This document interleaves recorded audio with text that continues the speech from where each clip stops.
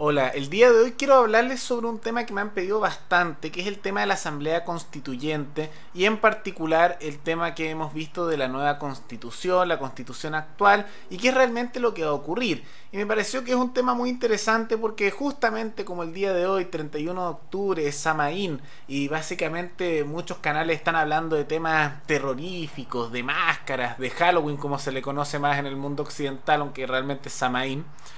Aprovechando que en este día que supuestamente el vínculo entre el mundo astral y el mundo material es más liviano y todos hablan de cosas terroríficas, no me pareció nada más adecuado que hablar de algo que puede ser bastante terrorífico, que es la nueva Constitución, y vamos a ver por qué.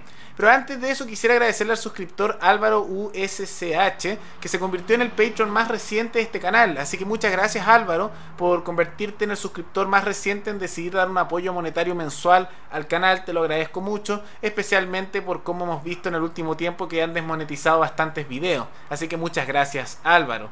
Pero habiendo dicho eso, quiero que nos enfoquemos un poco en el tema de la Asamblea Constituyente, el tema del Partido Comunista y particularmente qué es lo que están pidiendo. Y como podrán ver en pantalla, esto es una petición bastante fuerte que está haciendo el Partido Comunista junto con el Frente Amplio, diciendo que se niegan a negociar cualquier acuerdo en cualquier materia a menos que haya una Asamblea Constituyente.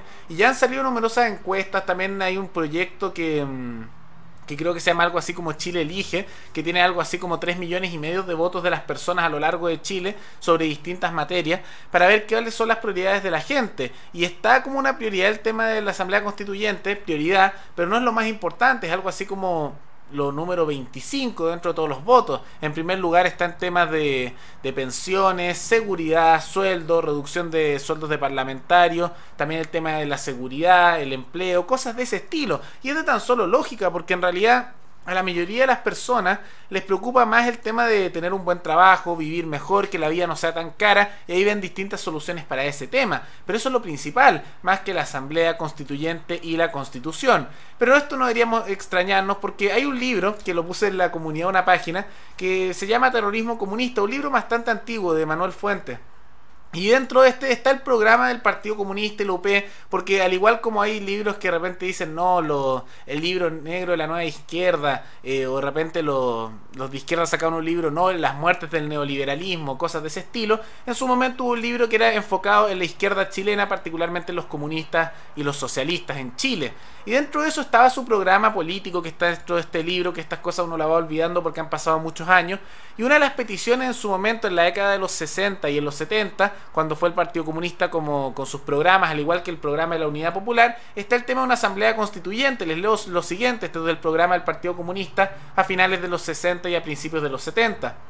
Sería necesario convocar a una Asamblea Constituyente encargada de redactar una nueva Constitución Popular. Eso lo podríamos estar diciendo ahora y hay gente que lo dice. Y dentro de todo, a pesar de que uno tiene diferencias, por lo menos felicitarlos en su compromiso de estar cerca de 50 años con el mismo mensaje sin cambiarlo. Al menos son consecuentes en ese sentido. Mientras que la propuesta de la Unidad Popular era una nueva constitución política institucionalizará la incorporación masiva del pueblo al poder estatal, que es básicamente lo que dice el Frente Amplio. Entonces muchas cosas, a pesar de que ha pasado mucho tiempo, no han cambiado. Pero más allá de eso, quiero mostrarles un pequeño video donde les muestro qué es lo que podría ocurrir en cambios de la Constitución, y para eso me voy a basar en lo que ya hizo de cambios Michelle Bachelet para su propuesta de nueva Constitución que no se aprobó en su momento, al final de su último gobierno. Y lo menciono porque la Asamblea Constituyente, antes de mostrarles ese video, les quiero decir que no funciona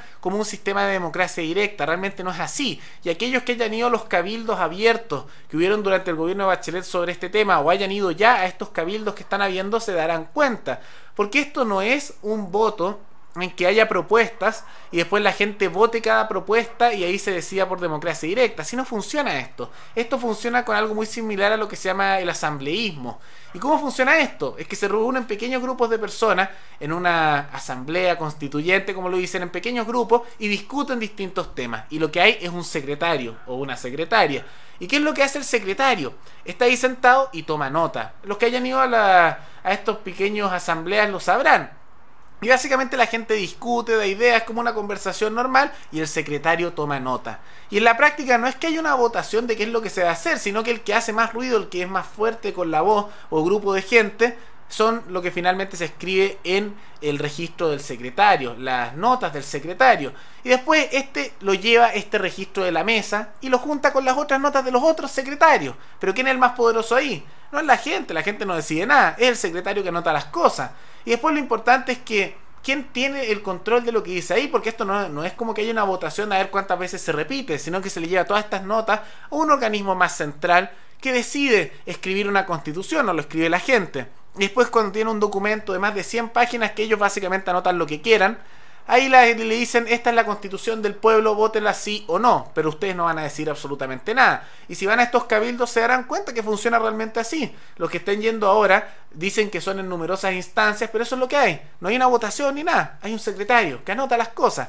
Y se darán cuenta, para aquellos que hayan asistido, porque me han contado varios que han asistido a distintos de estos cabildos en la actualidad que se están dando, que en casi todos hay militantes de partidos políticos. Me contaron uno que fue a un cabildo en la comuna de Las Condes, en Los Dominicos, que me contó una persona, y dijo que había dentro de su mesa fue Tomás Hirsch, y también fueron 4 militantes de Revolución Democrática. ¿Y qué era lo que hacían? Era el que hacía el ruido más fuerte, el que grita más, el que grita más. Y las personas simplemente dicen, y ahí está diligentemente el secretario anotando lo que quiere anotar. ¿Y quién sabe lo que está anotando el secretario?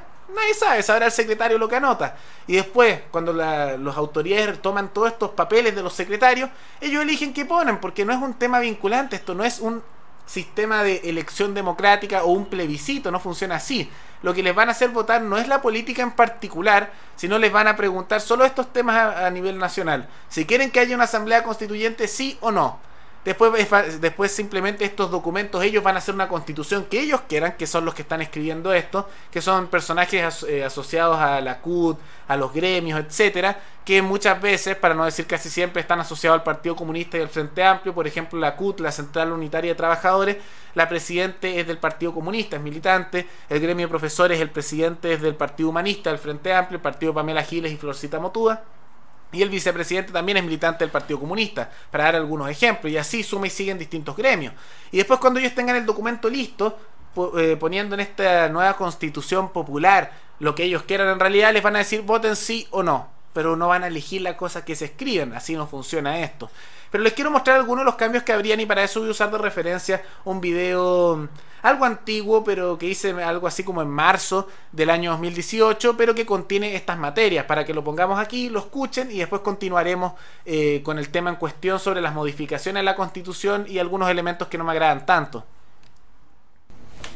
Hola, buenas tardes, soy Paralelo 33 y hoy voy a explicarles un poco sobre un tema que es relevante actualmente, que es la nueva constitución que propuso la presidenta Bachelet hace, si no me equivoco, aproximadamente una semana. No les voy a explicar la constitución por completo porque eso sería extremadamente largo, y esta nueva constitución tiene más de 100 páginas, al igual que nuestra constitución actual, pero les quiero mostrar un par de derechos que están en la constitución nueva que cambian con respecto a la antigua, que encuentro que es relevante. Ahora, aunque no los voy a ver todos y les voy a dejar los documentos, les quiero explicar que pasaron de ser 26 derechos dados por la Constitución a esta nueva, que serían 30 derechos nuevos. Aquí también tenemos derechos que tienen que ver con la identidad de género, con la educación, un derecho a que la gente les den vivienda.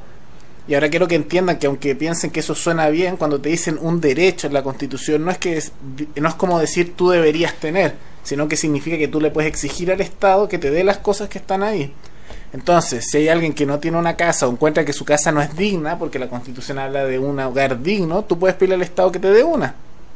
Y como también ha habido ciertos cambios en esta nueva Constitución, que afortunadamente aún no se aprueba, también sale que cambió el derecho de propiedad. Ahora la propiedad va a tiene un sentido social en todo momento, a diferencia de la actual, que sale que tiene una función social en algunos casos, con unas leyes que requieren un quórum más alto. Pero en esta nueva constitución sería más fácil, por ejemplo, expropiar casa para cumplir con el derecho a otorgarle a la gente lo que se llama un hogar, entre comillas, digno. Ya, pero esos son otros temas. Ahora les quiero mostrar estos pequeños artículos y sus numerales, que son 2, que les quiero mostrar, que tienen que ver con la libertad de expresión y con la libertad religiosa, la libertad de pensamiento y la objeción de conciencia. Ahora, ¿a qué me refiero con esto? Les quiero mostrar aquí Si me dan un momento para encontrarlo.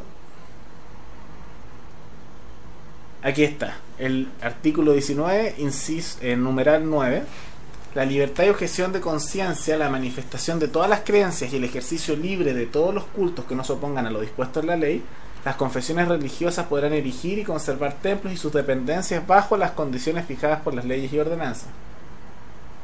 La Iglesia, las confesiones e instituciones religiosas de cualquier culto tendrán los derechos que otorgan y reconocen con respecto a los bienes, las leyes actualmente en vigor. Los templos y sus dependencias destinados exclusivamente al servicio de un culto estarán exentos de toda clase de contribuciones. Ahora, el actual también se los voy a leer y después les voy a mostrar cuál es la diferencia. Esta es la Constitución de ahora. La libertad de conciencia, la manifestación de todas las creencias, está igual. El ejercicio libre de todos los cultos que no se opongan a la moral, a las buenas costumbres o al orden público. Si notan, hay una pequeña diferencia, porque antes hay en la nueva Constitución diga que no se oponga a la ley. ¿Qué significa esto? Bueno, actualmente esto significa que hay una institución que puede rechazar que no puede rechazar lo que diga la ley. Por ejemplo, si se dice que el aborto se tiene que dar por la ley, la institución no puede decir que no, pero los integrantes de esta institución, como por ejemplo el médico que tendría que hacer el aborto porque se lo dijo el hospital o la clínica, puede por una objeción de conciencia decir que él no lo va a hacer porque va en contra de sus creencias más profundas, y eso se acepta, lo que actualmente ha causado que en la izquierda dicen que a veces se debería obligar a los médicos a hacer esto. Pero de acuerdo a esta nueva ley, a esta nueva constitución, que en realidad es una reforma constitucional porque no lo hicieron como nueva constitución porque eso es más difícil de hacer, es todo lo que no se oponga a lo dispuesto en la ley, si lo ven aquí. Ahora, ¿qué significa eso? Significa que la libertad y objeción de conciencia y la manifestación de todas las creencias y el ejercicio libre de todos los cultos, o sea, pensar distinto, decir tus pensamientos que pueden ser distintos a lo que diga la ley o la mayoría, manifestar lo que tú crees, o incluso ir a una religión en específico que tiene ciertas creencias, como puede ser el cristianismo, que está en contra del aborto, por ejemplo, va a ser ilegal si eso dice la ley.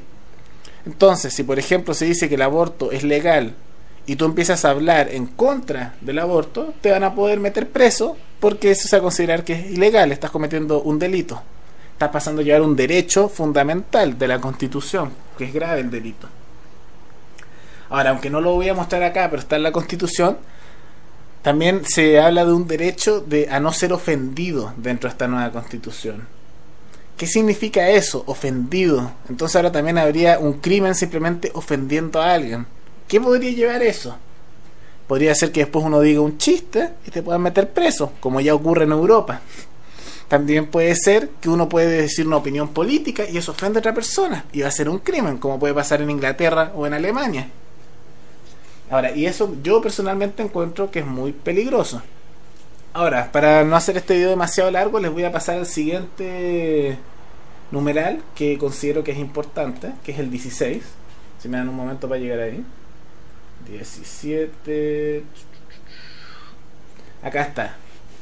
Y vamos a poner acá el equivalente, que me parece que es el 10. 15, 12, 9. No. Acá está el 12. Les quiero leer el actual, un poco, no completo, esta parte, primer inciso, y después les voy a leer en la nueva Constitución que abrí y cuál es el problema. En el actual dice: la libertad de emitir opinión y la de informar sin censura previa, en cualquier forma y por cualquier medio, sin perjuicio de responder de los delitos y abusos que se cometan en el ejercicio de estas libertades, en conformidad a la ley, la que deberá ser de quórum calificado. Ahora, personalmente la actual tampoco me gusta demasiado porque también dice que se pueden censurar ciertas opiniones, pero lo único bueno de esto es que requiere quórum calificado. ¿Qué es quórum calificado? Y se los dejo aquí. Estos son diferentes términos legales que significa cuánto se necesita de aprobación en el Congreso para pasarlo, y el quórum calificado es difícil de obtener porque se necesita la mayoría absoluta, que es decir, la mitad más uno de los votos de los diputados y senadores, pero no los que estén presentes en ese momento, porque ustedes saben que muchas veces faltan senadores y diputados a las votaciones, sino de todos. O sea, cuando se vote algo como esto, tienen que estar todos presentes y tienen que tener la mitad más uno, lo que es muy difícil porque faltan mucho y conseguir la mayoría para cosas como esas es complicado. Ahora, ¿por qué es complicado? Esto encuentro que es preocupante. Porque aquí dice la libertad de omitir opinión y la de informar sin censura previa en cualquier forma y por cualquier medio, sin perjuicio de responder de los delitos y abusos que se le cometan en el ejercicio de estas libertades en conformidad a la ley. Hay una pequeña diferencia al final, si lo notan. Aquí quitaron esta última parte que dice la ley, la que deberá ser de quórum calificado. Porque eso es muy importante.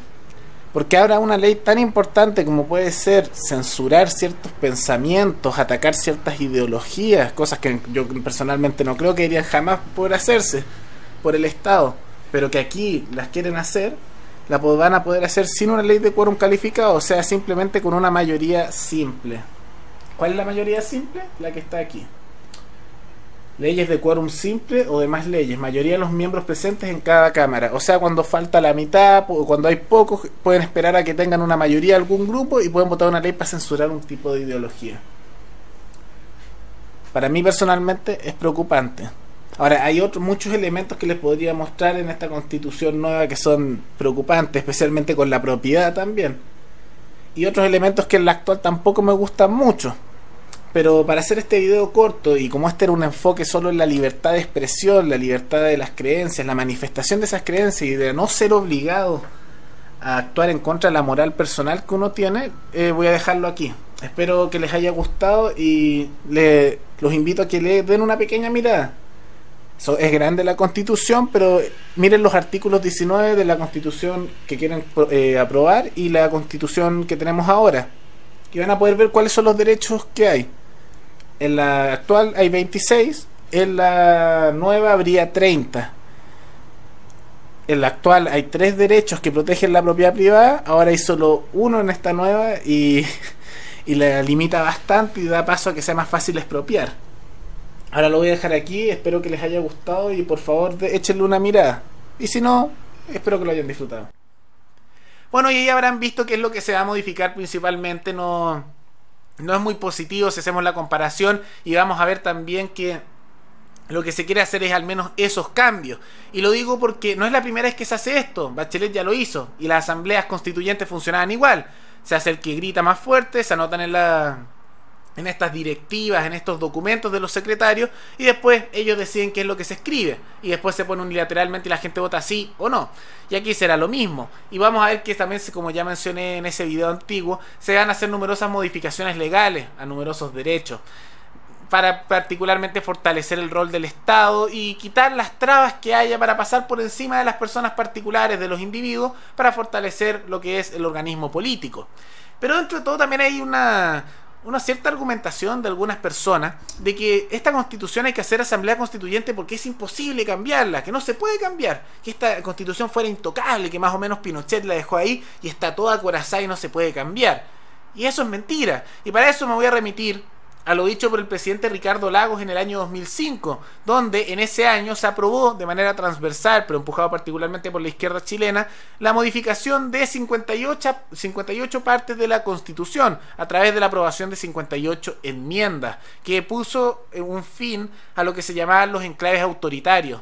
¿Qué son los enclaves autoritarios? Probablemente en el colegio ustedes les enseñaron esto en clases de historia en Chile, pero para aquellos que no lo sepan, los enclaves autoritarios fueron elementos de la Constitución que se dejó por Augusto Pinochet al terminar su dictadura, en que básicamente había ciertas prácticas, algunos dirían autoritarias, que estaban en la Constitución. Por ejemplo, estaba el tema de que a las cabezas de las Fuerzas Armadas y de Orden y Seguridad no las podía nombrar el presidente, sino que tenían autonomía. Eso se acabó. También fue el tema de los senadores vitalicios, donde era el hecho de que los expresidentes tenían el cargo de senador de por vida, y eso no era electo, también lo terminaron. También están los senadores designados, que habían senadores, cerca de 8 si no me equivoco, entre 8 y 11, no recuerdo el número exacto, que se ponían a dedo. Entonces el presidente designaba a quienes eran los senadores vitalicios, estos senadores designados, y ellos se mantenían ahí y no los podían sacar porque no eran electos y ahí estaban designados. Y así suma y sigue numerosas modificaciones. Pero tras esto, Ricardo Lagos hizo numerosas modificaciones que después también continuaron durante los gobiernos subsiguientes. El gobierno de Bachelet también hizo modificaciones constitucionales. Y Ricardo Lagos mencionó, tras la aprobación de esta nueva constitución, como le dijo él, que Chile se une tras este texto constitucional. Dijo lo siguiente Ricardo Lagos, tras destacar que el anterior texto no reflejaba el sentir mayoritario de los chilenos. Hoy tenemos Hoy entonces tenemos en Chile un día de alegría, de unidad, de reencuentro con nuestra historia. Básicamente él decía, esta es una constitución completamente distinta, la hemos cambiado minuciosamente para hacer una constitución del pueblo. Así fue el mensaje que dio y hubo un apoyo transversal en su momento. Parecen haber olvidado esa situación que fue hace 14 años. Pero quiero que veamos que otras cosas que no mencioné en ese video antiguo se pueden modificar. ¿Cuál es la posibilidad que se modifiquen otros motivos, otros elementos? Uno de esos que ha criticado en parte el Partido Comunista y el Frente Amplio, pero no lo dicen tanto, pero es un tema que probablemente se modifique si cambian la Constitución, es el tema de la autonomía del Banco Central. ¿Por qué? Porque el Banco Central no era autónomo históricamente en Chile, fue durante la dictadura de Pinochet que se hicieron las modificaciones para que fuera autónomo, y la razón de que se hizo autónomo, que me parece que es lógico, es que antes de esto se parecía un poco a los bancos centrales de otros países latinoamericanos, particularmente de Argentina. ¿Y qué es lo que hacía el Banco Central? Estaba dependiendo directamente del presidente y del gobierno de turno en vez de una directiva de profesionales que decidían con características técnicas el tema del manejo monetario y de imprimir dinero. Pero antes de eso, que era hasta la década de los 70, fue así, el Banco Central dependía del presidente. Entonces, ¿qué es lo que ocurría? Que decían, hoy tenemos que hacer un bono, no hay plata, no hay dinero. ¿Qué hacemos? Imprimamos billetes, mandemos al Banco Central la orden de imprimir billetes. ¿Y cuál es el problema de hacer eso? Genera inflación. ¿Y cuál es el problema con la inflación? Porque puede que alguno de ustedes me escuche y dice, bueno, pero si falta plata y la gente no tiene dinero, imprimamos billetes, démosle a todo 1.000.000 de pesos todos los meses, imprimamos que las máquinas funcionen todos los días. ¿Qué es lo peor que puede pasar? Y el tema con la inflación es que significa que hay una devaluación del dinero. ¿Y por qué ocurre esto? Porque sigue las leyes de la oferta y la demanda que se aplican para todo producto. Les voy a dar un ejemplo sencillo. Imagínense un kilo de pan. Y digamos que ese kilo de pan valiera 1.000 pesos, para hacer un número redondo. Ahora, eso significa que la gente lo está vendiendo a ese precio y también que las personas están comprando porque hay una necesidad de ese producto y un deseo de consumir pan. Pero ahora imagínense que hubiera mucho pan en todas partes, aumentara la cantidad de pan que se está ofreciendo, es decir, en todas partes están vendiendo pan, bajaría el precio. ¿Por qué? Porque todos están ofreciendo, hay exceso de oferta, entonces al haber más del producto, los vendedores bajan el precio para que la gente compre su producto. Ahora imagínense que hubiera una cantidad infinita de pan, que hay pan en todas partes, el pan cae del cielo, uno se imagina un pan, una marraqueta y la marraqueta aparece al frente tuyo. Imagínense eso. ¿Cuánto creen ustedes que costaría el precio del pan? Nada, no costaría nada, porque aunque hay una demanda por el producto, aunque la gente lo quiera consumir, al ser más bien infinito, en este caso hipotético, realmente las personas no pagan nada por ello, nadie lo produce, entonces está ahí simplemente, es gratuito por decirlo así, la gente no vale nada el producto. Y es lo que pasa con el oxígeno, lo necesitamos todos para sobrevivir, pero es tan abundante, no hay una escasez para el consumo de oxígeno, excepto en China, pero eso es por la enorme contaminación del gobierno comunista chino, pero ese es otro tema. Pero el oxígeno es tan abundante que aunque es tan necesario, porque necesitamos el oxígeno para sobrevivir, hay una oferta tan amplia que no necesitamos necesariamente pagar por él, aunque hay una demanda. Nadie está produciendo oxígeno como si fuera una industria, porque es tan abundante. Ahora, si hubiera escasez de oxígeno, se aplicarían las mismas reglas, pero entienden mi punto. Y pasa lo mismo con el dinero. Cuando hay exceso de dinero, el dinero se devalúa. ¿Y qué significa que el dinero se devalúe? Que el dinero que ustedes tienen, sus ahorros, sus sueldos, vale menos que antes. Eso es lo que hace la inflación. Y en tiempos donde el Banco Central imprimía dinero como si no hubiera un mañana en Chile, teníamos una inflación de cerca de un 50% a un 60% al año. Actualmente varía entre un 2 y un 3% al año. Y eso es muy similar a lo que tiene Argentina, que también tiene números altos de inflación, justamente porque ahí también se imprime dinero, cosa que en Chile ya no se hace por la independencia del Banco Central, porque al haber exceso de dinero, hay mucha plata, mucho dinero, se devalúa, tiene un valor más bajo el dinero, entonces todo es, entre comillas, más caro, pero no es que sea más costoso en la realidad, sino que el dinero que ustedes tienen vale menos que antes. Y eso ocurre y probablemente se elimine la independencia del Banco Central. Ahora, no se equivoquen con lo que estoy diciendo, el Banco Central no me gusta ni siquiera como está ahora, porque también hace manipulación monetaria, hace con el manejo de los intereses ciertas jugadas que generan burbujas y manipulaciones económicas, también es un elemento negativo. Pero esto, en vez de ir en una dirección de eliminar el Banco Central y pasar más a sistemas de patrón oro, empieza a generar que vayamos en la dirección contraria, que es la dirección donde hay más manipulación monetaria, más burbuja y un empobrecimiento de la población con inflación. Es un elemento relevante. También está el tema de la Constitución. Como ya vimos, se puede modificar, se ha modificado numerosas veces, pero no malentiendan que necesariamente a mí me guste demasiado esta Constitución. Los que lleven tiempo aquí lo sabrán, aunque veo que ha llegado mucha gente nueva, así que tal vez no hayan visto los videos antiguos.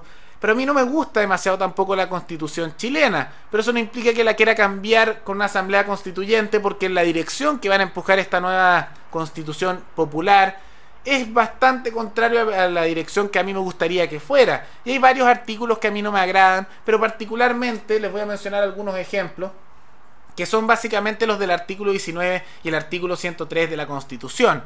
Que hay en el artículo 19, para aquellos que no lo sepan, ahí se contemplan los derechos constitucionales, los derechos que da la Constitución.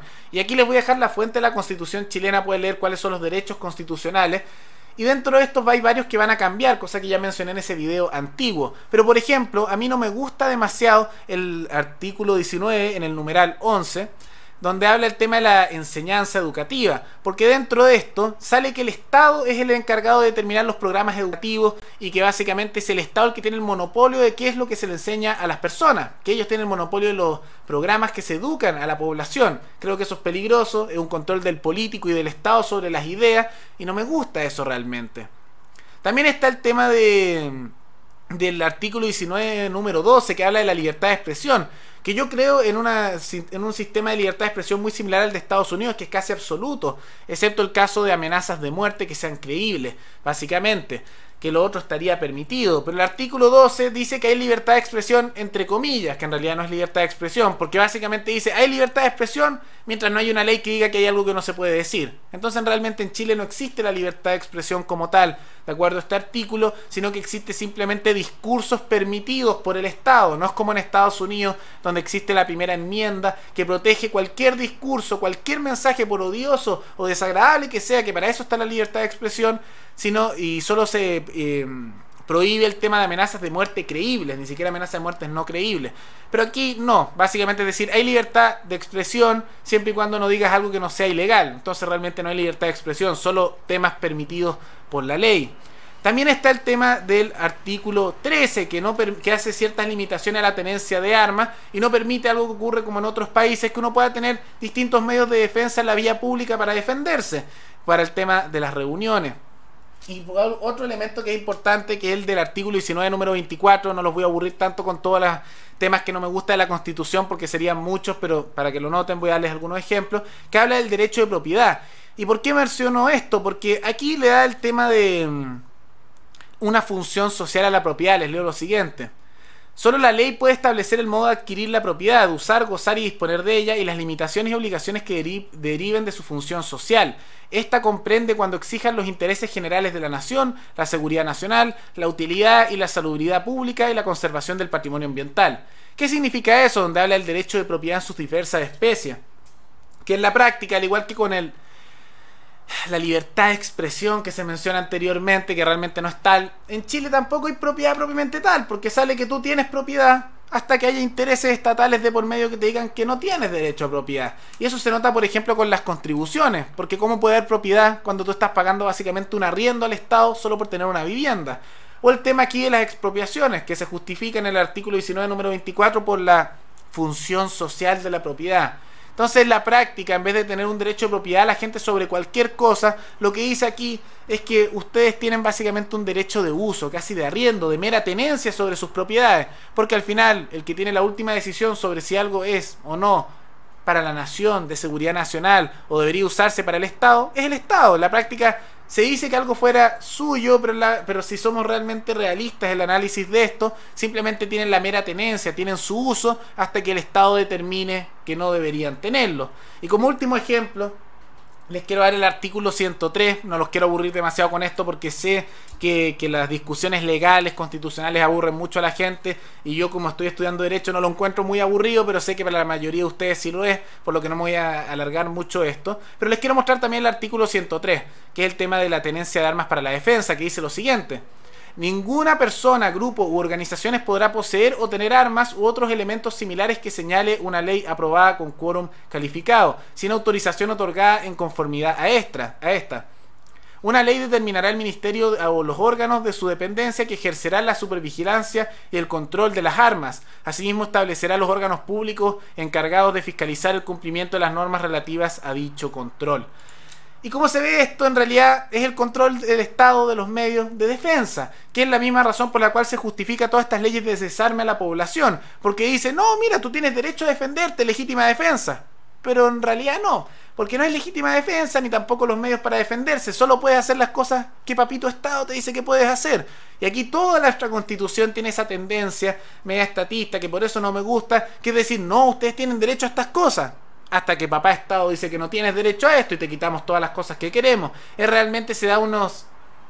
simplemente como poseedores de ciertas cosas, y tanto en el tema de las armas, como la propiedad, como la libertad de expresión, no creo que se consagren de buena manera, sino que le dan toda la posibilidad a que un Estado que pueda llegar a ser autoritario, de la tendencia que sea, de un autoritarismo de derecha o de izquierda, pueda pasar por encima de las decisiones individuales de la gente. Por eso a mí no me gusta mucho la Constitución y a mí me gustaría que se hagan ciertas modificaciones. Pero, nuevamente, aquí me voy al tema práctico, que es la dirección en que a mí me encantaría que se empujaran ciertas modificaciones a la Constitución. No es la dirección que se va a empujar, porque lo que se está diciendo no es que vaya a haber mayor libertad y libertad de expresión para que las personas puedan expresarse sin problema, o que se dé más protección al derecho de propiedad, o que la gente tenga los medios de defensa con las armas para defenderse de criminales, como demostró la necesidad el tema de los chalecos amarillos. Ese no es el camino que se está proponiendo. Acá se está proponiendo exactamente lo contrario, y ni siquiera somos nosotros los que vamos a decidir este tipo de cosas, sino que simplemente nos van a decir, digan sí o no si quieren asamblea constituyente. Después ellos, los grupos sociales, los representantes del pueblo, como los llaman, los sindicatos, los partidos, escribirán ellos una constitución que claramente va a tener una tendencia más de izquierda, porque esa es la dirección política que ha empujado al país en el último tiempo. Y después nosotros no vamos a decir nada más que decir, díganos que sí o que no a esta constitución, que les aseguro que casi nadie va a leer. Ahora, yo me daré el trabajo de leer la Constitución nueva si es que aprueban una nueva Constitución, y veremos los temas que se van a aplicar. Les aseguro que probablemente no va a ser algo muy agradable, y para eso creo que hay que simplemente observar lo que intentaron hacer con la Constitución de Bachelet. Y esto más bien el tema de la Constitución. Vamos a hacer un video más adelante de si creo que esto se va a aprobar o no, si es que va a prosperar el tema de la Constitución. Probablemente sí, un pequeño adelanto, pero me pareció interesante hacer un video justamente de qué es la Constitución, cuáles son las modificaciones que se le van a hacer y cómo funciona este tema de la Asamblea Constituyente.